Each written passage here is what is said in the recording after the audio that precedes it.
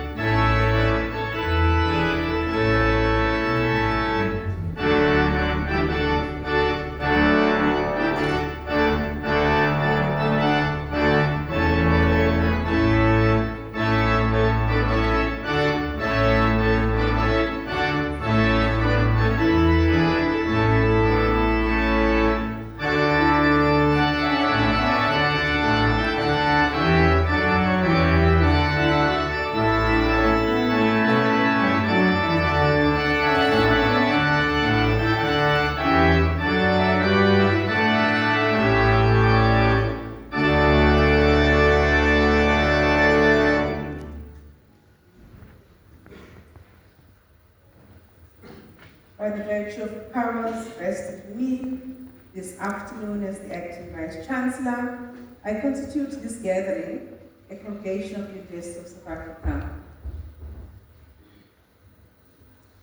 Ladies and gentlemen, boys and girls, please join us in a silent prayer or form of meditation as we throw our eyes on whatever deity that you subscribe to, the sage, the board, as we give thanks for the achievements being celebrated on this occasion this afternoon. May we go on a silent prayer.